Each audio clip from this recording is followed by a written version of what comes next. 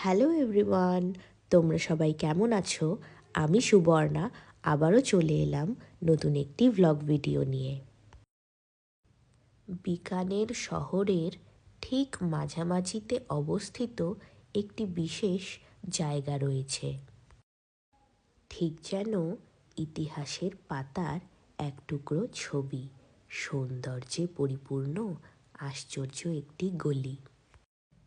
জায়গাটির নাম রামপুরিয়া হাভেলি। এখানে মোট 9টি হাভেলি রয়েছে। রামপুরিয়া হাভেলি স্থাপত্যের উজ্জ্বলতা এবং সাংস্কৃতিক ঐতিহ্যের একটি দুর্দান্ত উদাহরণ। বিকানের শহরের ব্যবসায়ী রামপুরিয়া পরিবার 15 শতকে হাভেলিটি তৈরি করেন। হাভেলিটি বালুজি চালভা দ্বারা নির্মিত। দুলমেরা লাল বেলেপাথর ব্যবহার করে এই হাভেলিটি তৈরি করা হয়েছিল। হাভেলিটিতে ভারতীয় এবং ইউরোপীয় স্থাপত্য শৈলীর একটি নিপুণ মিশ্রণ লক্ষ্য করা যায়। এর থেকেই বোঝা যায় সে সময় ভারতীয় কাঠামোগুলির মধ্যে ভিক্টোরিয়ান শিল্পের প্রভাব কতটা ছিল। হাভেলিটির ফ্রেস্কো বোঝাই দেওয়ালের জাঁকজমক এবং এর ঝারোখা বা ঝুলন্ত ব্যালকনি পর্যটকদের ভীষণভাবে আকর্ষণ করে।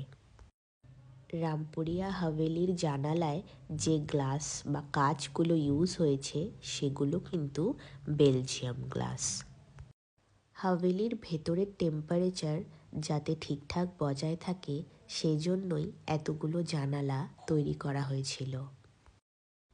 জটিল নকশা, ঝারোখা, ছাত্রী বা গম্বুজযুক্ত মণ্ডপ এবং চমৎকার জালির কাজ সব কিছুই কারিগরদের কারুকার্য এবং নান্দনিক সংবেদনশীলতার উৎকৃষ্ট উদাহরণ।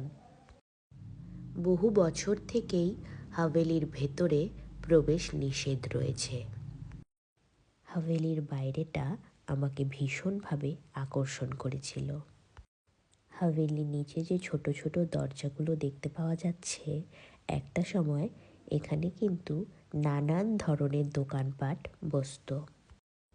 রামপুরিয়া হাভেলি শুধু অতীতের ঐশ্বর্যময় জীবনধারার প্রমাণ নয়, এটি বিকানেরের জীবন্ত ইতিহাসের একটি অবিচ্ছেদ্য অংশ।